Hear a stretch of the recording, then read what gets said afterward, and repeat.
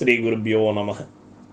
భగవద్గీత 4వ అధ్యాయం 4వ శ్లోకాన్ని ఈవేళ మనం పరిశీలన చేసుకుందాం. అర్జునుల వారు అడుగుతూ ఉన్నారు, అపరం భవతో జన్మ పరం జన్మ వివస్వతః కథమేతద్విజానీయామ్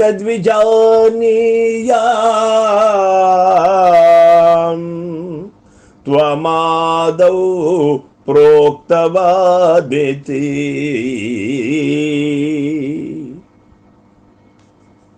అర్జునుడు అడుగుతూ ఉన్నాడు, ఓ కృష్ణ, నీ జన్మము ఇటీవలది. సూర్యుని జన్మము బహు పురాతనమైనది.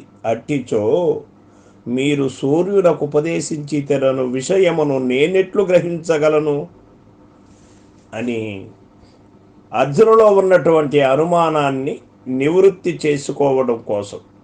వాస్తవానికి ఇది అర్జునుల వారికి వచ్చినటువంటి అనుమానము కాదు. యావత్ ప్రపంచములో మానవాళికి అందరికీ కూడా ఏదైనా లోపల మనసు యొక్క లక్షణం అది చంచలిస్తూ ఉంటుంది. చంచల స్వభావము గలది, సంకల్ప వికల్పాలతో కూడుకున్నటువంటిది. అందుచేత పురాతనమైనటువంటి వాడు సూర్య భగవానుడు, సృష్టి క్రమంలో మొదట ఉన్నటువంటి వాడు. మరి మీరు మా అన్న ఇద్దరు ఒక వయసు వాళ్లే కదా అనే భావన ఆయనకి వచ్చినట్టుగా మనకి ఇక్కడ భావ వ్యక్తీకరణ జరుగుతూ ఉన్నది. పూర్వము రాజసూయాగ సందర్భమున అర్జునుడు భీష్ముని వంటి మహనీయుని ముఖతః శ్రీకృష్ణుని యొక్క నిజతత్వమును, వారు సాక్షాత్తు పరమాత్మయేయను సత్యమును విని ఉండెను కదా.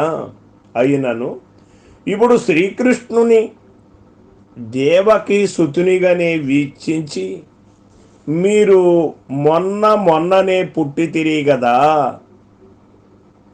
అని పలుకుటకు కారణమేమి? ఇందులోకి క్రింది హేతువులను చెప్పవచ్చును. సాక్షాత్ శ్రీకృష్ణుని ముఖతః అతని అవ్యయ స్వరూప వర్ణనమును అర్జునుడు స్వయముగా వినగోరి ఉండవచ్చు. లేక ఈ ప్రశ్న ద్వారా సామాన్య జనుల యొక్క మనస్సునందుండు సంశయమును నివారింపజేయదలంచి కూడా ఉండవచ్చును అని మనం గ్రహించవలసి ఉంటుంది. శ్రీకృష్ణమూర్తి కేవలము పాంచభౌతిక రూపము కాదు. వారు త్రికాలాబాధ్యులకు విశ్వవ్యాపకులైన పరమాత్మ. ఈ సత్యమును భగవానుడే రాబో శ్లోకమున చెప్పబోదురు. దేహ దృష్టి, మనోదృష్టి, ఆత్మదృష్టి అని 3 దృష్టులు కలవు. ఒక వ్యక్తిని చూడగానే అతని శరీరము, చర్మము, దాని అందచందములు, దాని పుట్టుక, జాతి, రంగు, ఆకారము మాత్రమే స్ఫురణకు వచ్చుట దేహ దృష్టి. అతని పాండిత్యమో, గుణగణములు, శీలమో మున్నగువానిని తలంచుట మనోదృష్టి. అతని నిర్మల ఆత్మరూపమునే వీక్షించుట ఆత్మదృష్టి. ఇందు 3వది ఆత్మదృష్టినే మహనీయులు కలిగి ఉందురు. సామాన్య జనులు మొదటి 2 దృష్టులను అవలంబింతురు. దేహము, మనస్సు ప్రకృతిజన్యములు. మనసు ప్రకృతిజన్యములు, అస్వరములు. ఆ దృష్టులు సరికావు. కావున ఆత్మదృష్టినే ప్రతి వారును అభ్యసించవలయను. దానినే భగవానుడు ఇప్పుడు ప్రతిపాదింపబోతున్నాడు. శ్రీకృష్ణ పరమాత్మ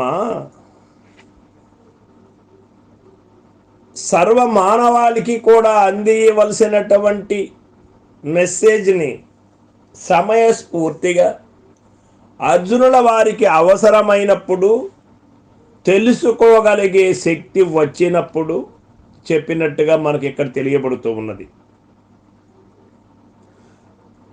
శ్రీకృష్ణ పరమాత్మ నేను ఈ యొక్క దేహదారిగా నీవు చూసినప్పుడు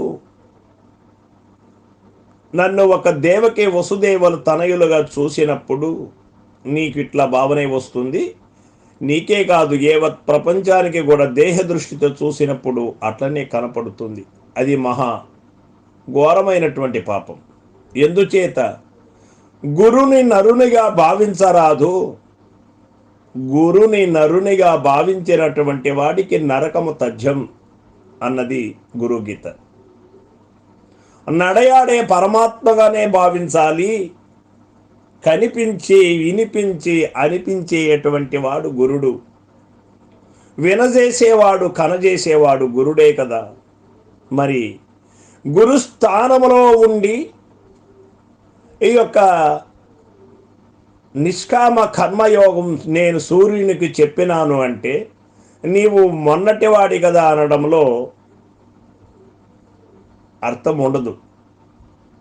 మరి అర్జునుల వారు కూడా శ్రీమన్నారాయణ స్వరూపమే కదా. మరి ఆయన అనవలసినటువంటి అవసరం ఎందుకున్నది? ఆయనకు అనుమానం ఎందుకు వస్తుంది? అది ఆయనకి వచ్చినటువంటి అనుమానం కాదు. శ్రీకృష్ణ పరమాత్మ ఇంతకు మునుపే భీష్మ పితామహనుడి దగ్గర కూడా సాక్షాత్తు పరమాత్మ స్వరూపమే, పరమాత్మనే, గురుడే అని తెలుసుకొని ఉన్నాడు. కానీ ఇప్పుడు ఆయన నోట మళ్ళీ ఒక్క మాట వినాలి అని, అది శిలాశాసనంగా యావత్ ప్రపంచానికి నిలవాలని అడిగినట్టుగా మనకు తెలియబడుతుంది. సాక్షాత్ జగద్గురు శ్రీకృష్ణ పరమాత్మ అని శిలాశాసనంగా నిలిచిపోయినది. అచల పరంపరలో కూడా శ్రీకృష్ణ పరమాత్మ నిలిచాడు అని మనకు తెలియబడుతుంది. తదుపరి శ్లోకం 5వ శ్లోకాన్ని రేపు తెలుసుకుందాం. సర్వం సద్గురు పాదార్పణమస్తు. జై గురుదేవ.